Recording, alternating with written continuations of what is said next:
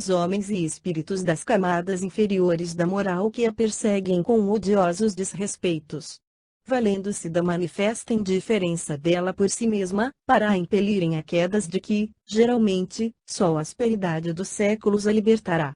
A presente história, prendendo-se igualmente ao tema desta obra a obsessão ignorada, que assola a sociedade indiferente aos deveres da moral, não é uma ficção literária com intuitos de doutrinação em torno de caracteres femininos, em moldes aprazíveis de romance, mas sim fruto de observações extraídas de minha clínica médica espiritual, as quais me ficaram arquivadas na mente como recordação inapagável, esperando eu ocasião propícia para difundi-las em ensinamentos aos corações de boa vontade.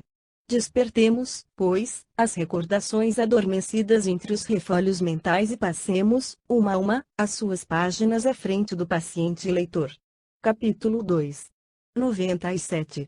No início deste século, sendo eu já desencarnado exercendo atividades médicas da espiritualidade para as criaturas ainda encarnadas, fui encarregado de um serviço de assistência a uma paciente do sexo feminino, localizada em pitoresca e linda cidade do estado do Rio de Janeiro, banhada pelas águas sempre agitadas e frescas do oceano que fertiliza a terra benfazeja, esse Atlântico imponente e formoso. Encontrava-me então em certa reunião muito solene do espaço, durante a qual se prestava culto ao Criador com os pensamentos conjugados em preces e os corações dilatados em hastos de vibrações amorosas, em busca de suas bênçãos protetoras a prol dos nossos espíritos necessitados de inspiração para o desdobramento dos serviços que nos estavam afetos. De súbito, porém, quando mais dúlcida era a minha elevação mental no enternecimento da oração, definiu-se em meu ser um estremecimento forte, como se vigoroso contato elétrico comunicasse às minhas sutilezas de compreensão uma ordem provinda de superiores camadas hierárquicas, e um doce murmúrio, mavioso como o alento das almas santas em orações augustas ao Deus de amor e de bondade, sussurrou a minha mente muito atenta. Na rua de S. Número 3, na cidade de XXX, no estado do Rio de Janeiro, alguém se debate em desesperações para o momento sacrossanto da maternidade. É uma pobre alma delinquente de um passado de infrações graves, dentro do mesmo círculo de responsabilidades, a qual, agora arrependida, entra num grande e doloroso resgate para o apaziguamento da consciência ainda conturbada pelos ecos do pretérito. Será necessário socorrê-la para que não sucumba antes da época prevista pela lei, porquanto, sucumbir agora absolutamente não convirá aos seus interesses espirituais. Clama pela intervenção dos poderes celestes no melindroso momento, em brados de oração fervorosa, um coração singelo e obediente a Deus, sob os auspícios de Antônio de Pádua, servo de Jesus Nazareno, e que junto da enferma se encontra. Tu, Adolfo, és médico e és cristão. Necessitas do trabalho honroso do amor ao próximo para a edificação do teu espírito à face de Deus. Vai, pois. Atende ao aflito chamamento. Socorre a pobre alma pecadora que se arrependeu e deseja ressurgir para o dever. Vai. Antônio de Pádua velará por ti e por ela, em nome do Mestre Nazareno. E que o Criador vos envolva a todos na sua paternal demência. Incontinenti atendi, preferindo abandonar a meio a reunião de comunhão com o alto para continuá-la após, ao lado daqueles que sofriam. Ingressei nas pesadas brumas da atmosfera terrena, desviando-me para as latitudes brasileiras, onde, de preferência, exerço ainda hoje as atividades psíquico-terrenas. O chamamento, com efeito, fora dirigido a Antônio de Pádua, grande mentor espiritual e reencarnação de um devotado apóstolo do Divino Mestre, Espírito Universal, portanto, venerado, direta ou indiretamente, como o apóstolo de Jesus que foi, por toda a cristandade, como sendo um dos eleitos da chamada corte celeste. E, realmente, é Antônio de Pádua, chefe de falange beneficente e amorosa da espiritualidade, que se multiplica em ações caritativas e sábias por várias latitudes da terra e do invisível. Não pertenço, como não pertencia então, a essa doce falange que também integra crianças angelicais e lindas como os próprios lírios que 98 carregam, lírios que, no espaço, as tornam reconhecíveis como elementos, ou pupilas, de Antônio, espíritos evoluídos que, no além, sob formas perispirituais infantis, rodeiam o ilustre varão celeste, obedecendo-lhe as ordens no setor beneficente. 29. Todavia, o setor de trabalho pertencia a mentores aos quais era eu subordinado. A recomendação viera de Antônio de Pádua, Espírito Universal. A ordem chegou a mim com a rapidez que poderá desenvolver um pensamento humano em preces tão angustiosas quanto fervorosas, e a resposta do céu, através de uma ordem vibratória ainda mais veloz. Era a madrugada. As brumas fortes do oceano, cortejadas por um vento áspero do mês de agosto, despejavam-se sobre a cidade, que se amortalhava toda de um longo sudário de cerração, enquanto o frio álgido e úmido da beira-mar fazia tiritar os míseros sem abrigo tépido e os pobres cães sem proteção, tão sofredores quanto aqueles. E um silêncio triste e constrangedor, como soa em cero dos locais onde se aglomeram almas penitentes para os doridos testemunhos da expiação, em desagravos à lei ofendida e no pretérito, estendia sobre o casario colonial a sombra das amarguras que se entrechocavam sob seus tetos. Procurei a rua de S e encontrei-a facilmente, pressuroso porque, da espiritualidade, os fachos da caridosa vigilância de Antônio incidiam sobre meu pobre espírito, aclarando-me os caminhos e as ações a realizar, réstias de luz argêntea quais faróis norteadores a serviço da causa sublime do amor.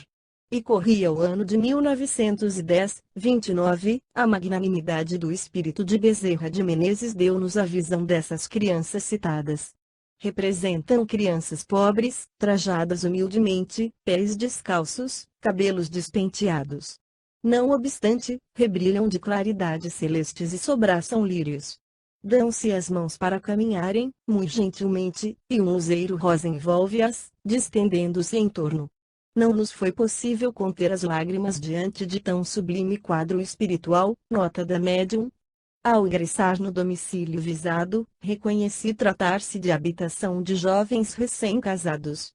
Móveis e adornos acusando o modesto bom gosto da mulher, capricho e sutis delicadezas, como bordados finos, rendas mimosas e pinturas graciosas, que as mãos amorosas de uma esposa recente ali haviam distribuído para o maior encantamento das horas consagradas ao doce enleio do lar. Mas também compreendi, pesaroso e emocionado, ó meu Deus, que a desventura assinalara aquele afável ninho conjugal, estabelecido, havia 11 meses apenas, pelas esperanças de um varão e os meigos afetos de uma donzela, para que graves acontecimentos se desenrolassem em seus perímetros, exigindo de ambos testemunhos tão ásperos, provações e resgates tão pronunciados e comunicativos, que marcariam a vitória de uma redenção para ambos ou reincidência. Com agravantes, nos campos dos deslizes morais, para um e outro. Na sala de visitas, onde flores vicejavam numa jarra de porcelana, sobre um piano de carvalho polido, um jovem de 26 anos de idade, trazendo bem tratados bigodes, pretos e perfumados, como exigia o requinte da moda masculina de então, a tez muito branca e fina, cabeleira sedosa e negra, estatura elevada e majestosa, um belo tipo varonil, enfim, capaz de atrair atenções à primeira vista, sentava-se numa cadeira de balanço. Tipo austríaca, e chorava, o rosto oculto. Entre as mãos, os braços apoiados sobre os joelhos, atitude indicadora de desânimo profundo. Numa câmara ao lado, encantadora mulher, acusando aproximadamente 35 primaveras, apresentou-se à minha vista, prostrada de joelhos, as mãos cruzadas em súplica, orando com fervor tão comunicativo e eficiente que por todos os recantos da habitação um suave balbucio de preces repercutia, predispondo o ambiente às inefáveis influências das esferas do amor, para tanto valendo-se de vibrações harmoniosas conducentes a Deus. Era uma alma de crente, idealista e generosa, que soubera orientar a fé que adotara, cultuando as divindades suprema, para diretrizes muito meritórias dos planos da espiritualidade. Chamava-se Sara. Mas os familiares e amigos mais íntimos tratavam-na por Sarita, modo gentil de lhe demonstrarem uma simpatia que ela soubera conquistar por entre amabilidades constantes. Ao primeiro exame reconheci tratar-se de uma adepta da crença católica romana, pois, sobre a mesa, diante da qual se conservava ajoelhada, altar improvisado pela boa vontade que assistia em qualquer emergência, uma imagem de Antônio de Pádua, tão usada pelos crentes do catolicismo, se destacava. Mas, a par de tal particularidade, também nessa jovem crente entrevia a qualidade do cristão sincero, dado que uma coluna luminosa, serena, vertical, límpida, firme, argêntea e bela elevava-se do seu coração pelo ardor da prece, à procura da proteção do alto.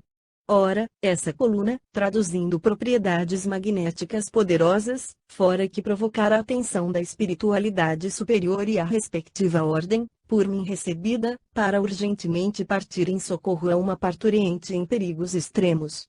Eu me encontrava, portanto, em presença de um formoso fenômeno de telepatia religiosa, no que ele possui de mais angelical e comovedor, pois que era uma mulher, uma jovem viúva, simples e modesta criatura terrena, que, fortalecida pela sua confiança de crente, atirava os próprios pensamentos pelas profundidades do incognoscível, numa prece espontânea qual confidência amorosa, na súplica de uma assistência suprema dos céus para um ser amado que sofria. Atentei de boa mente nas expressões da sua rogativa e ouvi que diziam assim sussurros benfazejos que se entornavam pelo ambiente em cantilenas piedosas: Santo Antônio de Pádua, meu bom Senhor e protetor, pelo amor do nosso Criador Supremo e sob os auspícios do Senhor crucificado, eu vos suplico piedosa intervenção da vossa assistência para a minha muito querida amiga Angelita, que neste momento se encontra em perigo de morte. Santo Antônio de Pádua, socorrei-a, pelo amor de Jesus. E como outrora levantastes do leito de morte tantos enfermos, reintegrando-os no gozo da boa saúde, levantai também a pobre Angelita, para que maior seja a glória de Deus eterno na pessoa dela. Todavia, que se cumpram as determinações do Onipotente ou das leis da vida, sejam quais forem. O que fizerdes em seu santo nome, meu coração aceitará respeitosamente, como sendo a única destinação que conviria a Angelita, que tanto sofre. De qualquer forma, eu estarei ao vosso dispor para auxiliá-la a se reerguer para Deus e para a vida. Angelita descreda a vida imortal, descreda o próprio Deus, arrastando-se em ímpia desatenção para com os deveres do crente. Se ela sobreviver ao dia de hoje, porém, prometo-vos, Senhor, envidar todos os meus esforços, mesmo os meus sacrifícios, para reconciliá-la com as leis divinas. Interessado e comovido ante o que entrevi, dirigi-me à câmara conjugal, onde a chamada Angelita deveria encontrar-se e o que então presenciei teria me acabrunhado e estarrecido o coração, se os obreiros do invisível não fossem previamente preparados contra os choques emocionais que o carreiro das suas 99 atividades, na terra como no além, poderá provocar. Sim. Capítulo 3. 101. Pelo ano de 1910 seria difícil encontrar-se, numa localidade do interior do Brasil, uma maternidade, um hospital que acolhesse gestantes na hora crítica do seu sucesso.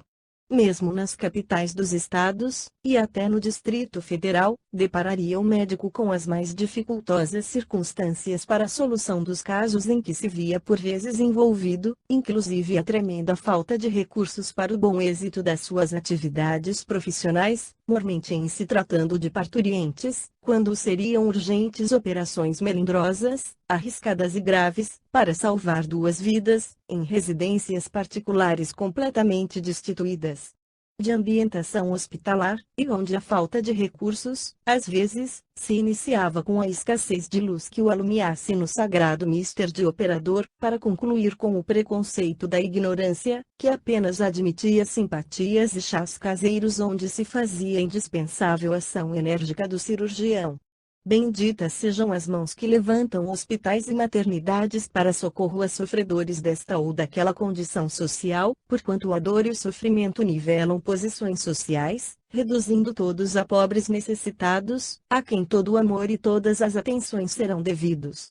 Desde a ausência de um auxiliar experimentado, que lhe facilitasse o trabalho tormentoso, até a falta de conveniente esterilização dos instrumentos cirúrgicos necessários, desde a água fervente, indispensável sempre, até o mínimo acidente de momento, o médico de então, a sós com a própria responsabilidade, tudo teria de prover a tempo e a contento.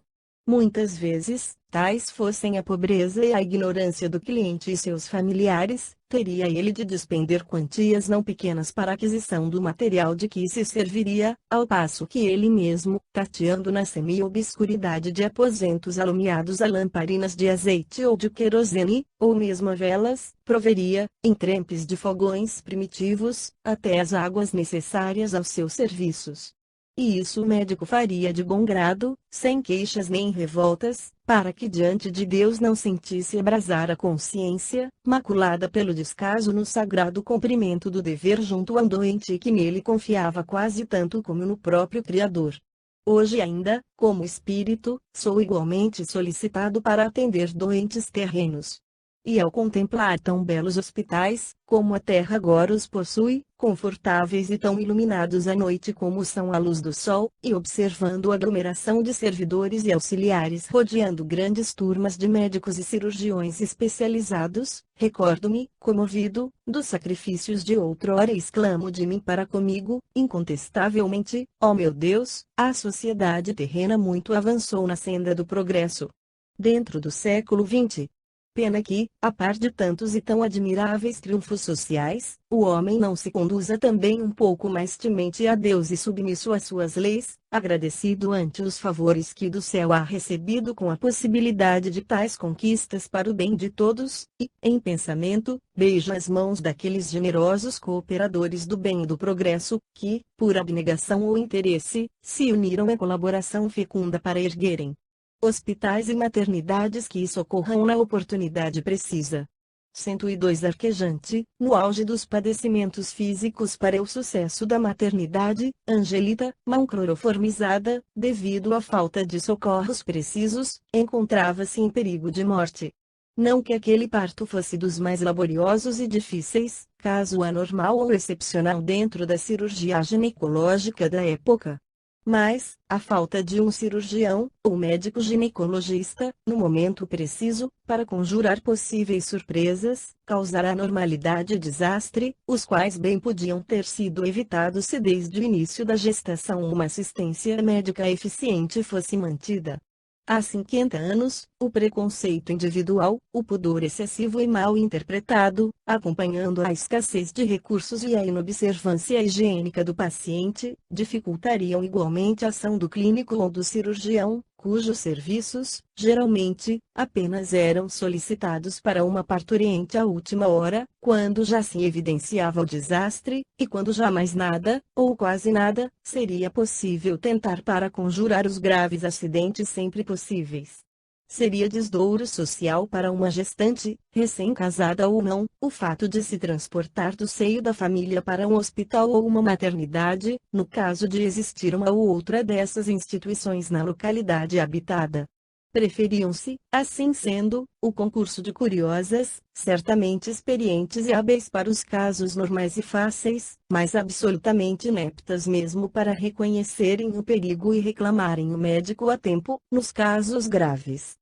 Daí, outrora, a calamitosa mortandade de parturientes, problema cujos reflexos atingiram as preocupações de além-túmulo, pois nem sempre existiria expiação ou resgate em casos tais, e que os rigores do Código Penal terreno removeram com a exigência de certificados de habilitações para as assistentes comuns do caso e que os hospitais remediaram em grande parte, tratando de humanitárias internações e assistência constante às próprias gestantes. O caso de Angelita, porém, era desses que, examinado de início, seria reconhecido como dos passíveis da intervenção denominada cesariana. Tratava-se de uma organização genital frágil, incapaz, a qual requereria de um médico atenções especiais para uma decisão não cercada de anormalidades. Em chegando à câmara onde o drama cirúrgico se desenrolava, percebi, enternecido, que meu pobre colega terreno envidava todos os esforços para levar a bom termo seu dever, desdobrando-se em habilidades para salvar a jovem mãe, já que não mais seria possível operá-la de mude e a salvar também o nascituro, cuja morte intrauterina se verificara com a aspereza da operação. A situação geral era desesperadora. A intervenção acerba, não mais podendo ser a cesariana, em vista da indecisão em se reclamar a presença do médico, somente fora realizável com o despedaçamento do antezinho, que houvera de sofrer trepanação e esmagamento do crânio, esquartejamento, etc., em impressionantes condições. Uma faixa luminosa, porém, cintilante quais raios de eflúvios celestes, incidia sobre a cena trágica, provinda do alto. E vultos angelicais, não apenas integrantes da falange de Antônio de Pádua, mas obreiros comuns e permanentes da beneficência, destacados para a cabeceira de enfermos, pois as leis da criação provêm sabiamente às necessidades gerais do universo, não esperando súplicas humanas para atendê-las, mas aceitando-as gratamente, como veículos para o seu acréscimo de misericórdia, permaneciam ali vigilantes, dispostos a uma sagrada assistência. Compreendi, não obstante, que ameaçava a Angelita aniquiladora hemorragia interna, a que lhe não seria possível resistir fisicamente. Os obreiros invisíveis presentes haviam sustido a ameaça até ali. Contudo, medidas mais enérgicas seriam devidas ainda. E compreendi também, malgrado meu, que dos 3 longos dias de espera, na indecisão da procura de um médico para a intervenção urgente que se fizera necessária, resultara para a jovem mãe o despedaçamento de tecidos em órgãos internos muito melindrosos, tais como a bexiga, ou óvulo urinário, os canais renais, etc., enquanto que músculos e tendões, dolorosamente comprimidos durante a gestação penosa, a inércia do nascituro e a violência da operação, ameaçavam inutilizá-la para sempre. Intervi então, valendo-me dos recursos psíquicos aplicáveis no caso, servindo-me, na medicina astral, de fluidos, essências, raios, gases e energias cuja aplicação nos tecidos orgânicos da criatura encarnada serão sempre passíveis de resultados excelentes.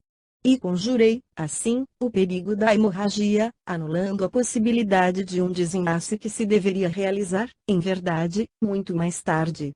Reanimei ainda os fluidos vitais, ou nervosos, da paciente, enxertei-lhe porções adequadas de plasma extraídas da boa vontade da fiel Sarita, que prosseguia em orações, e infiltrei-lhe valores magnéticos tonificantes do coração, do cérebro e da circulação venosa, com atuações ativantes do sistema nervoso, fazendo-os mansa e sutilmente penetrar pelos poros da enferma, qual se milhões de celestes agulhas portadoras da essência de vida lhe pudessem ser introduzidas nos orifícios da pele a fim de atingirem os locais necessários.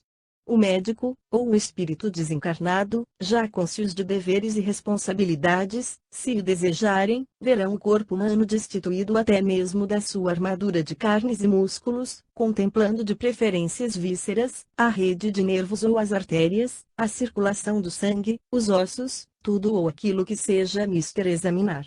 Para ele, a pele que recobre o corpo humano não existirá, ou também será um rendilhado tênue qual o tecido denominado filó, e os poros então serão visíveis quais orifícios de um favo de mel.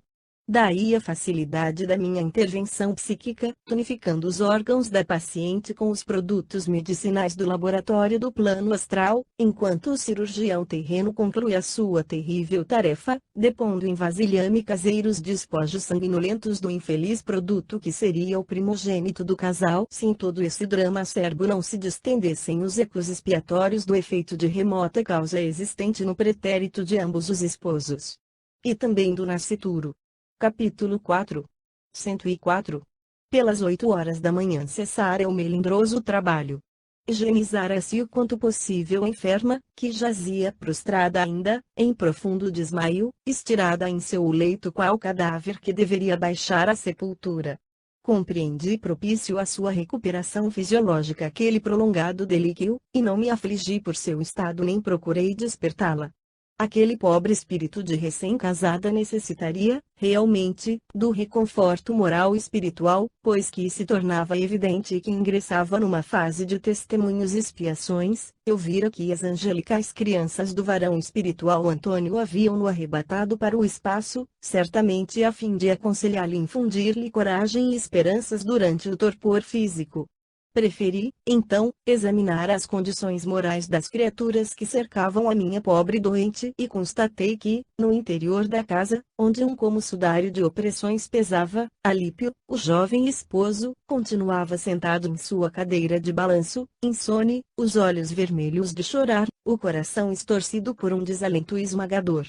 A seu lado, um grande cinzeiro, transbordante de pontas de cigarro inaproveitadas, atestava as horas de excitação que trituraram o seu sistema nervoso, completamente alterado no momento em que dele me aproximei, ao passo que em outras dependências a genitora de Angelita blasfemava por entre lágrimas e inconformações, acusando a providência, em quem não cria, pelo insucesso da filha, enquanto maldizia do cirurgião que a houvera maltratado tanto, e as irmãs da enferma e algumas vizinhas, prestativas, apavoradas e estarrecidas ante os acontecimentos, não atinavam com o que dizer, quedando-se todas em respeitoso silêncio.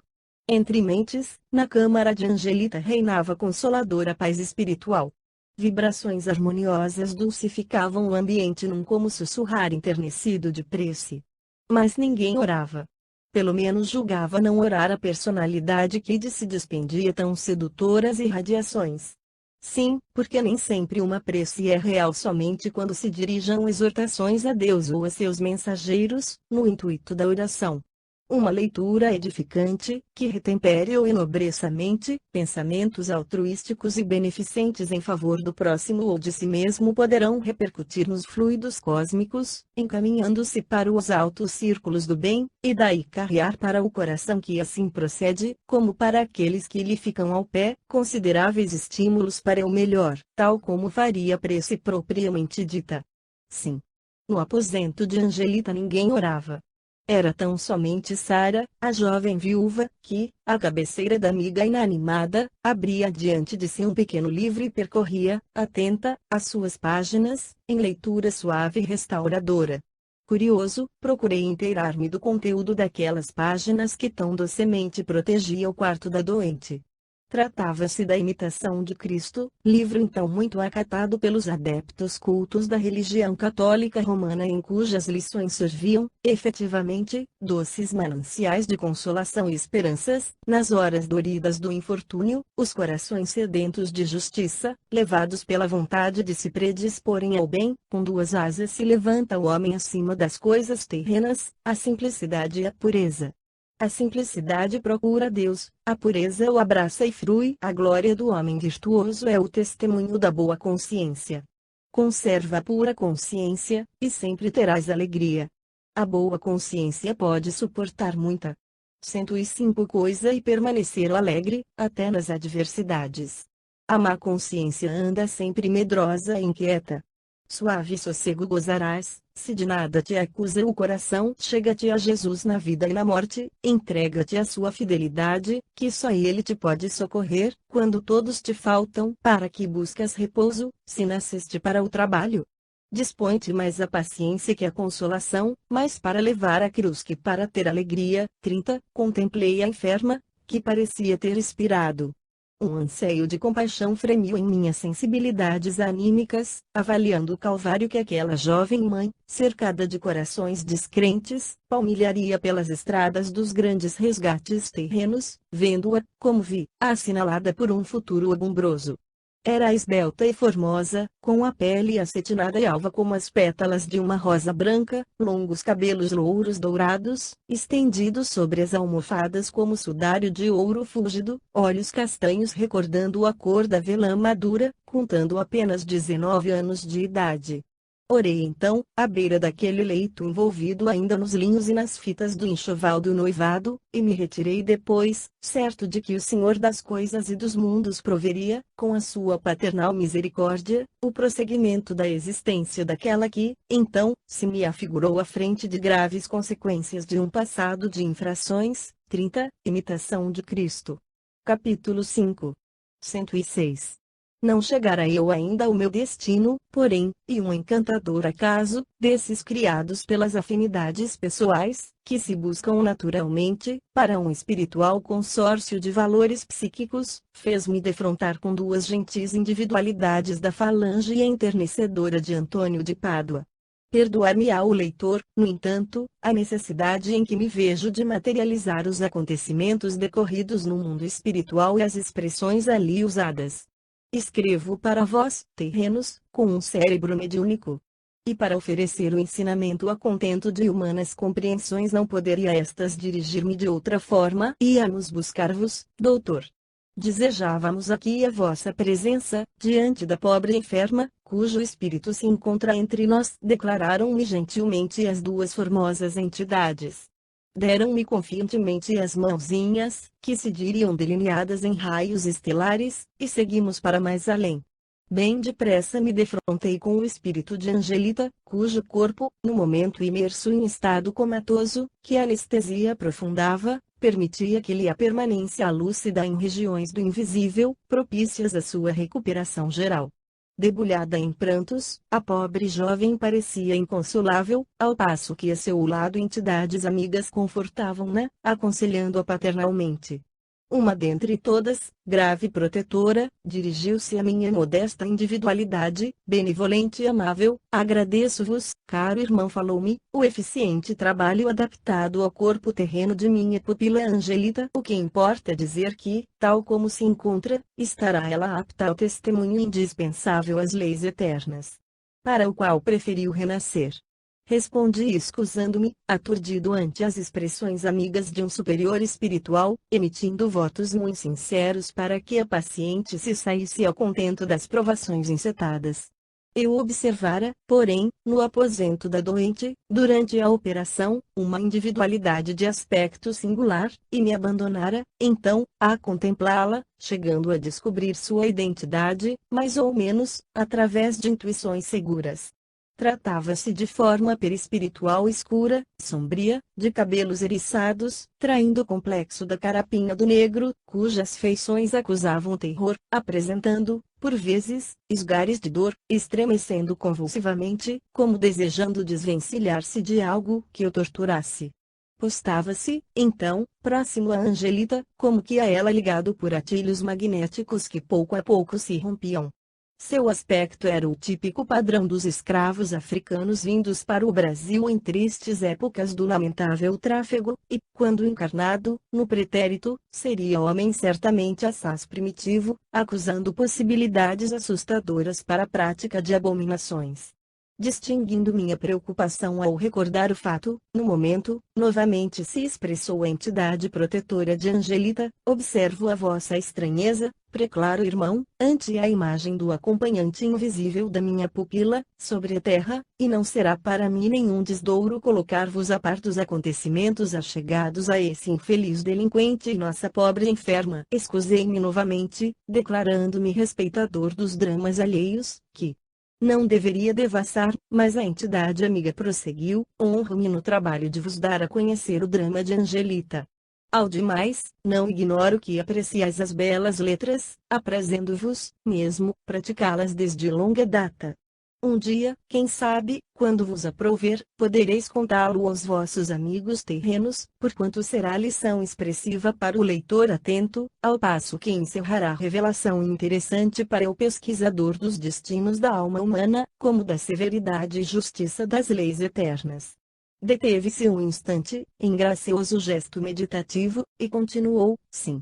O drama, cuja segunda parte acabamos de assistir, teve origem nos dias depressivos do Brasil colônia. Oh, meu irmão!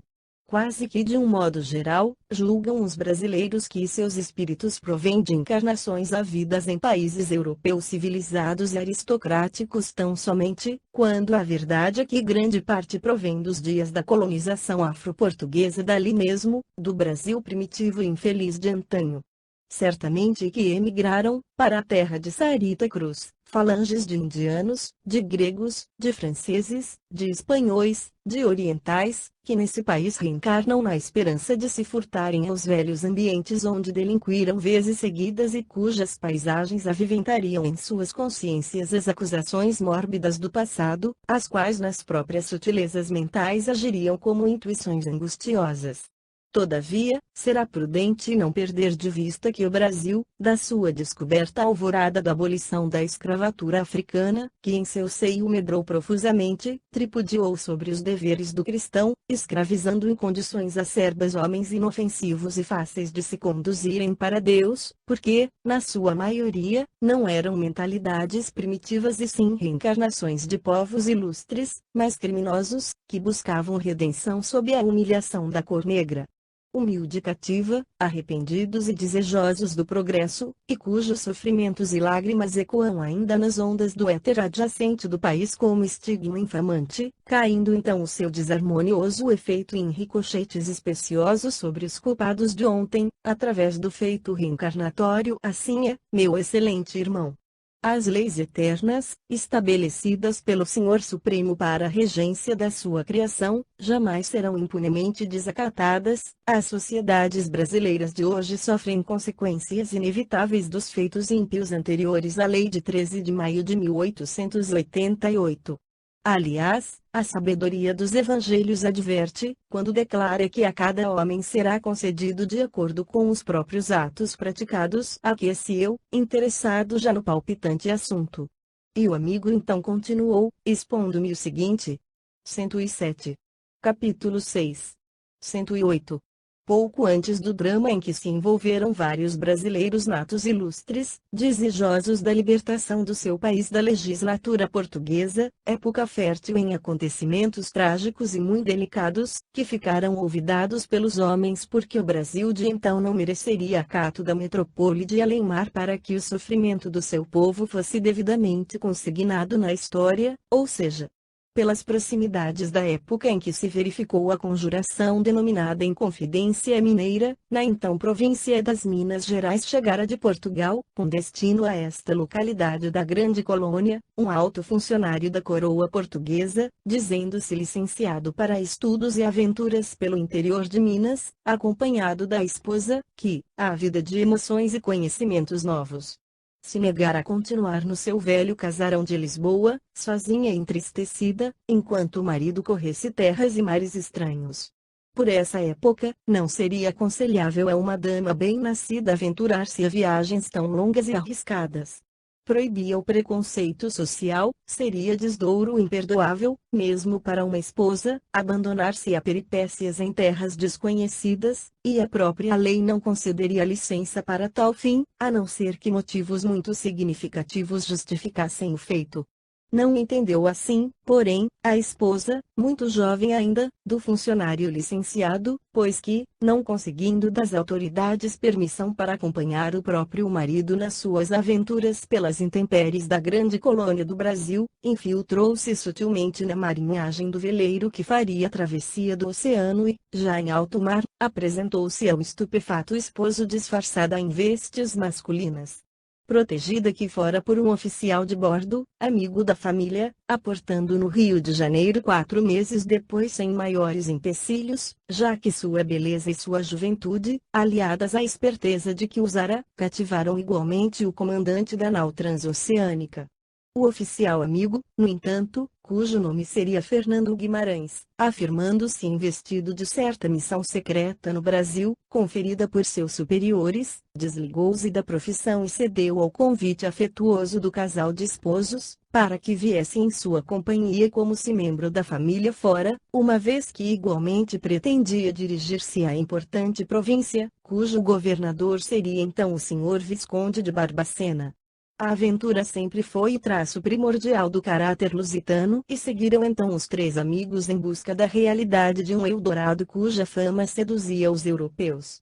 Adquirira o casal, então, 2 escravas negras para os serviços caseiros, e Fernando, agora integrado na família como irmão assaz querido, entendeu necessária também a posse de um escravo do sexo masculino, que se prestasse aos serviços externos, o trato de animais inclusive. Colocou, portanto, anúncios pelas tabernas e casas de negócios, nos dias de espera passados no Rio de Janeiro, servindo-se de pequenos cartazes dizendo da urgência na compra de um escravo resoluto e valente, para servir em viagens pelo interior da colônia, que bem manejasse a foice e o facão de caça e que se encorajasse a caçar das feras através dos matagais, pois desejava Fernando, que já caçara na África, aproveitar ensejos para negociar com peles, a fim de disfarçar a missão trazida da metrópole, dizia consigo próprio, esperando mesmo obter alguns exemplares das famosas onças brasileiras para transformá-las em luxuosos tapetes, que venderia no reino a bons preços. Bem cedo conseguiu de que precisava. Chegara aos seus ouvidos que certo fazendeiro dos limites que hoje se transformaram no aprazível Rabalde da Tijuca, no Rio de Janeiro, entregara às autoridades um escravo rebelde, a fim de que fosse julgado e quiçá condenado à morte. O infeliz negro via-se acusado, de todos os lados, pelo crime de homicídio nas pessoas de nada menos de 3 capatazes da dita fazenda e de um negrinho de 15 anos de idade, também escravo, que aparecera afogado nas águas de um riacho próximo. Não obstante, o réu negava veementemente a autoria dos crimes, e, porque não existissem testemunhas, as autoridades, indecisas, apelaram para o juízo da Igreja, ou o juízo de Deus, nas pessoas do clero oficial da capital da colônia, e estas, muito prudente e justiceiramente, deliberaram mantê-lo preso até ver se resolveria confessar o delito, ou se porventura alguém, por ele se responsabilizando, o levaria sob um processo de compra legal, visto seu antigo senhor não querer mais admiti-lo em seus domínios e as autoridades se quedarem indecisas em condená-lo sem provas suficientes, e também em deixá-lo em liberdade diante de tão sérias acusações. Apresentou-se, então, Fernando Guimarães no local indicado, a examinar a mercadoria à venda e as condições da compra. Homem de caráter aventureiro, habituado à intrepidez do comando de marinheiros e a brigas marítimas com piratas, constatou que lhe convinha aquisição, e, sentimental a despeito de tudo, como todo verdadeiro português, sentiu-se compadecido ao verificar o escravo algemado de pés e mãos e que, por seu corpo, pronunciadas cicatrizes, produzidas por chicotes, assinalavam os maus tratos recebidos de seus senhores. Como te chamas, amigo? Interrogou ele, com bonomia, a mercadoria já adquirida, cujo preço fora irrisório, dadas as desvantagens que a mesma oferecia ao comprador. Caetano do Espírito Santo, para seu serviço. A humildade entrevista nesta frase simples, proferida com um misto de timidez e espanto por se ver bondosamente tratado, talvez pela primeira vez, comoveu ainda mais o rude marinheiro, que continuou no seu original inquérito: queres vir comigo, servir-me lealmente, comer bem, não receber castigos, seguir-me em minhas viagens e caçadas? O infeliz caiu de joelhos, procurando beijar as mãos daquele que aparecera em sua vida como o benfeitor que o salvava da morte, e respondeu: serei fiel escravo. Livrai-me da morte. Tenho medo da forca. Tenho medo. 31. Pelo caminho, demandando a hospedaria que ocupava com os amigos, Fernando interrogou Caetano, em tom afável: por que mataste os 3 capatazes? Dize-me a verdade. Sou teu amigo. Não te entregarei à polícia. Mas preciso conhecer-te bem, ainda que sejas criminoso, para poder confiar em ti. A resposta foi veemente e fácil: matei só um capataz. Os outros 2 não fui eu. Foram pai Anastácio e o Totonho da porteira. Porque o mataste, era cruel. Deixava-me com fome por qualquer motivo. Eu vivia faminto e era forçado a trabalhar. Espancava-me sem razão. Estes sinais, foram feitos pelo chicote dele. Bateu em minha mãe à minha vista e por isso. 109. Por que não disseste às autoridades que pai Anastácio e o Totonho da porteira mataram os outros 2? Mas um escravo não deve entregar outro escravo para ser enforcado. Eles também sabiam que eu matara o outro e se calaram. 31. Perdoará o leitor a não tradução do linguajar enfadonho dos antigos escravos africanos. Nós também possuímos nossa honra e nossa lei. Eles também sofriam, eram chicoteados e o menino, não era um menino, Era um escravo, um moleque, sim, e esse, ninguém o matou. Caiu no riacho, que estava cheio, e afogou-se. Era muito traquinas. Disseram que tu o mataste, atirando-o ao rio para que se afogasse, porque não gostavas dele. Não, senhor, não gostava dele. Mas não o matei. Bati-lhe algumas vezes. Era mau intrigante. Para receber comidas e doces intrigava os escravos com os capatazes. Então não o mataste? Não, senhor. Ninguém o matou. Caetano, confio em ti, concluiu Lusitano. Serei teu amigo. Se me servires fielmente, conforme desejo, durante os 4 ou 5 anos que pretendo demorar-me no Brasil, ao regressar a Portugal não te venderei a outro senhor. Dar-te-ei antes carta de alforria. O negro beijou a mão a seu senhor, sem nada responder. 110. Capítulo 7. 111. De início, o casal de esposos, a quem chamaremos Rosa e Bernardino, sentiu escrúpulos em conviver com um escravo que trazia lúgubre fama de criminoso inveterado. Mas, Fernando intercedeu por ele, sob o bom trato do seu novo amo e daqueles amigos. Caetano tornara-se tão dócil e fiel que bem depressa mereceu a confiança de todos. Rosa, particularmente, condoía-se dele e tratava-o bondosamente. Estabelecidos em Minas Gerais, a vida de Bernardino e de Fernando prosseguia entre viagens através da colônia ou adentro das matas, a caça de pedrarias, de ouro, de riquezas variadas, com temporadas muito suspeitosas em Vila Rica, onde residiam e eram considerados espiões pelos brasileiros, que os temiam e se afastavam deles. Não obstante, passados 3 anos, já havendo explodido o trágico malogro da Conjuração Mineira e presos os seus coparticipantes, Bernardino, como funcionário da coroa que se dizia, não obstante a licença que proclamava fruir, vira-se obrigado a visitar Lisboa, chamado a missões explicava tão importantes que lhe não seria permitido expô-las a quem quer que fosse. Nem mesmo a sua mulher, e, como possuía já avultados interesses na famosa província e tencionasse regressar dentro de pequeno prazo, ficara deliberado que Rosa, mulher ativa e experiente, ficaria à frente dos negócios, enquanto Fernando, amigo da casa como verdadeiro irmão, zelaria pelos mesmos, auxiliando a mulher com o seu tino experimentado, sempre que voltasse à vila. Retornando das singulares viagens com o escravo Caetano.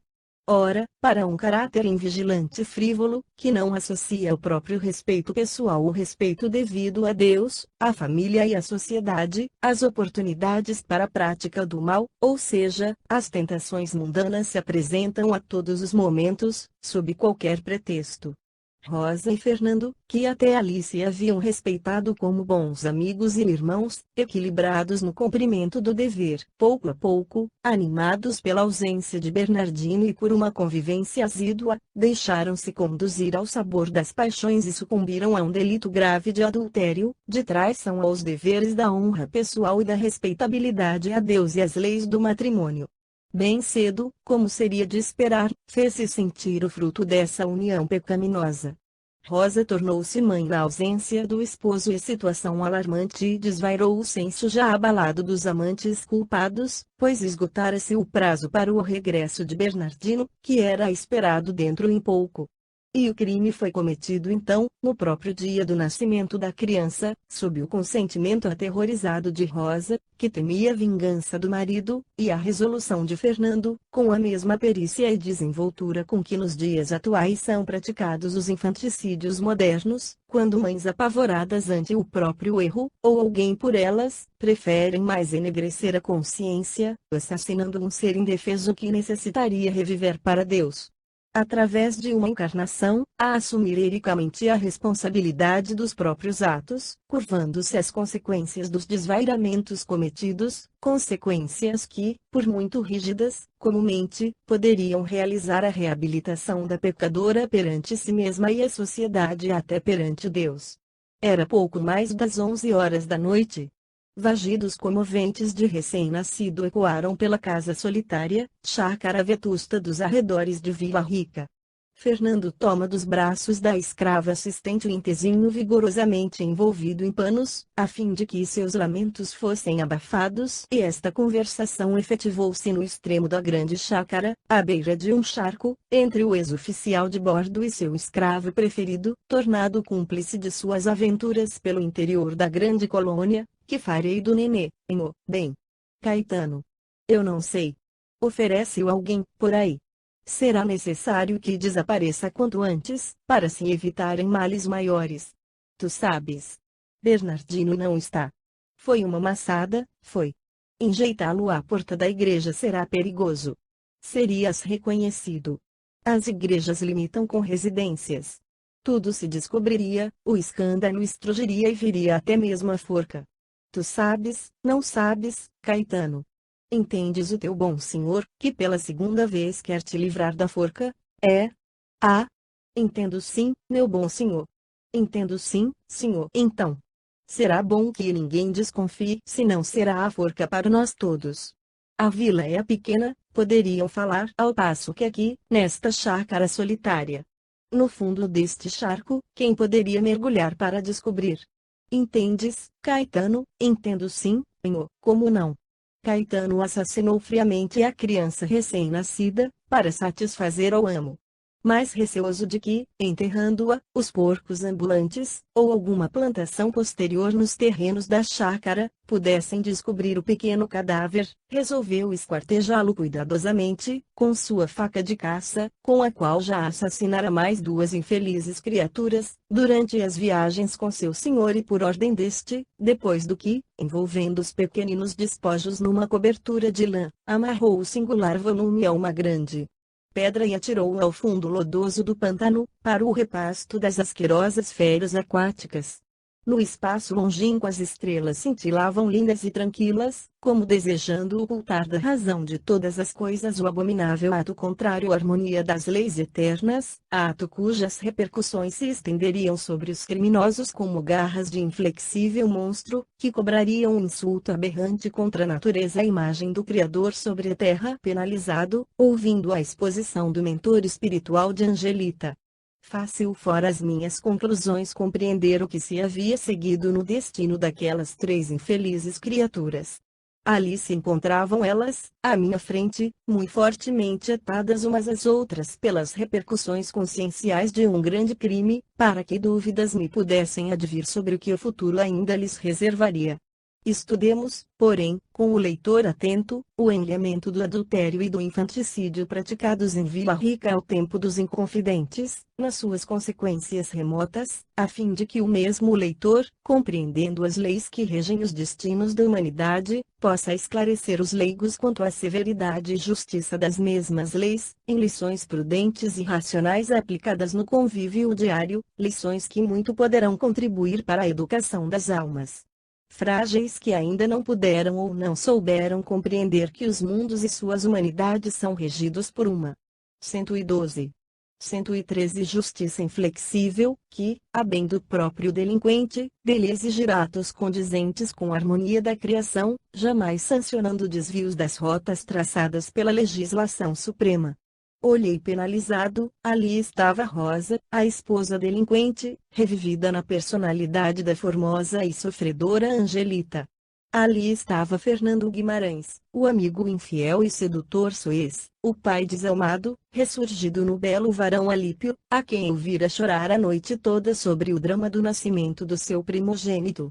E ali também estava Caetano, o antigo escravo, perverso e dissimulado, que, ligado a ambos por laços poderosos do passado, à sombra dos seus espíritos ciúmes e ara, renascendo como filho primogênito, sacrificado pela ciência, à frente de um parto em que acidentes imprevistos exigiram de um cirurgião ginecologista a necessidade extrema de um esquartejamento em condições dolorosas, para que seu nascimento, tornado impossível por vias normais, não causasse a morte àquele que durante 9 meses o trouxera preso ao próprio seio. como espírito, Caetano, ligado a Angelita igualmente pelas poderosas cadeias magnéticas que estabelecem o período da gestação do feto até o momento do nascimento, cadeias que se prolongam durante toda uma existência, porque, incontestavelmente, um filho estará ligado à sua mãe por indefiníveis atilhos psíquico-físicos, até mesmo, muitas vezes, pelo além-túmulo afora, Caetano, culpado muitas vezes, sofria ainda os reflexos da brutal operação que sua mãe padecera no instante de dá-lo ao mundo. Súbitos estremecimentos sacudiam-no. E, apavorado, como presa de cruel pesadelo consciencial, sua mente se aterrorizava ao sentir despedaçado aquele corpo que, em parte, ocupara, confusamente supondo haver se tornado, por magias incompreensíveis, no mísero recém-nascido de Vila Rica, o qual ele mesmo estrangulara e esquartejara para melhor encobri-lo a um esposo trajado em sua dignidade matrimonial. Acheguei-me ao infeliz, procurando no domicílio já visitado. Conjurei-o a despertar para Deus através de uma prece, a qual tentei ensiná-lo a extrair do coração. Disse-lhe da bondade paternal do Criador, cujas leis, estabelecendo uma inflexível justiça na punição do erro, também estabelecem o misericordioso ensejo para a reabilitação da alma culpada, e concitei-o a uma experiência de meditação para o arrependimento, a fim de que se conseguisse elevar das próprias misérias vislumbrando um caminho a perlustrar dentro da harmonia da legislação divina. Mas Caetano foi surdo aos meus convites para essas tentativas, talvez pela sua grande ignorância, sem a boa vontade para o progresso, ou talvez ainda padecendo a revolta das amarguras havidas durante a escravatura. Fugiu, pois, espavorido, perseguido por visões e terrores inauditos, para retornar mais tarde ao mesmo cenário de onde se abalara, isto é, a residência de Alipe Angelita, e ali se postando junto daquele a quem continuava considerando senhor e amo. E confabulei comigo mesmo, contemplando esse drama singular, cuja destinação através das linhas do futuro facilmente se delineou às minhas premonições. Bem sei, Deus meu, que, para casos como este somente haverá a dor da expiação e dos resgates terrenos, para devidamente lavar do opróbrio a alma naufragada nos próprios deslizes. Todavia, ouso suplicar que a tua paternal misericórdia dulcifique um tanto mais as arestas da jornada reparadora que estes 3 infelizes irmãos meus para si mesmos traçaram, no dia em que se transviaram dos bons caminhos apontados pela tua justiça. Capítulo 8. 114. Angelita convalescia lenta, penosamente. Profundo desapontamento anuviava o coração do jovem casal. Um mês após a operação, declarara o médico assistente, consternado, que a cliente se tornara inválida, não lhe sendo facultada a possibilidade, nunca mais, de se levantar do leito para caminhar ou sequer sentar-se. Certo acidente muito grave, ocorrido durante a indecisão em chamar-se o médico para se decidir a operação, causara o desastre, tornando Angelita criatura semi-morta em plena florescência das suas 19 primaveras. Desolado, Alipe encobrira da esposa a consternadora verdade, alimentando, piedosamente, naquele coração amante ainda repleto de doces ilusões, a fictícia esperança de um restabelecimento, no intuito de reanimá-lo, enquanto o seu próprio coração sangrava na desventura dos sonhos malogrados para uma feliz vida conjugal. Nos primeiros meses que se seguiram, cercou a ele de todos os desvelos que um sentimento terno, acometido de compaixão, poderia inspirar, passando tardes inteiras à sua cabeceira e reservando-lhe os domingos inteiramente, numa assistência integral, edificante. Pouco a pouco, porém, o irremediável estado de coisas impôs-se, cansando o ardoroso Alípio, cansando a senhora Matilde, mãe de Angelita, a qual, retornando ao próprio domicílio, abandonara a filha ao cuidado de serviçais, pretextando urgência de se reintegrar nos afazeres próprios, ao passo que o genro já se desinteressava dos serões da tarde, afastando-se do lar igualmente aos domingos, para o almoço com amigos. Regressando, destarte, ao antigo estado de solteiro. E Angelita, então, passou a se reconhecer esquecida pelo marido, o qual, ao sair, apressado sempre, beijava distraidamente ou mesmo deixava de fazer, reconheceu-se esquecida pela mãe, que, irritada, ao visitá-la, de quando em vez, blasfemava em sua presença, sugerindo que o Criador teria agido melhor, levando-a por ocasião do parto. E a infeliz, então, tudo observando sob o cáustico de um lento e silencioso martírio, inteirou-se finalmente da verdadeira situação a que ficara reduzida. Mas, calava-se diante das impiedosas argumentações maternas e jamais irritava o esposo com quaisquer queixumes ou reclamações, preferindo chorar às ocultas, discreta e altiva ao sentir-se traste incômodo a quem toda a família desejaria ver baixar à sepultura. Então, quando todas as desilusões se sobrepuseram às suas esperanças, ameaçando desesperá-la, avolumou-se em seu destino a dedicação ilimitada de um anjo bom travestido na pessoa de uma amiga leal, cuja alma de crente se prestou, fácil e dignamente, à intervenção oculta da espiritualidade para socorrê-la no seu estranho calvário. Essa alma, favorecida pelas dúlcidas inspirações do alto, graças aos dons de bondade que sabia cultivar, foi Sarita, a jovem viúva a quem entrevimos no início desta história. E, assim, grandioso panorama de caridade moral, a mais completa, a mais espinhosa a ser realizada, em vista dos complexos que se lhe antepõem às inspirações, começou a se desenrolar sob o teto daquele lar, tornado em túmulo prematuro de um espírito que delinquira em diferentes etapas reencarnatórias. Compreendendo a amiga inválida, sem esperanças de jamais se restabelecer, Sarita tratou de suavizar a decoração do presídio em que se transformara a câmara conjugal do jovem casal. Transformou-a em formosa e pitoresca sala, onde o leito seria o trono e Angelita a soberana. Ornou-a de belos tapetes, de quadros e de flores, para lá transportando igualmente o piano da jovem. Ali mesmo promovia, aos 115 domingos, com suas alunas e amigas, delicados recitais de declamação, no intuito de distrair a enferma, e atraiu visitas frequentes.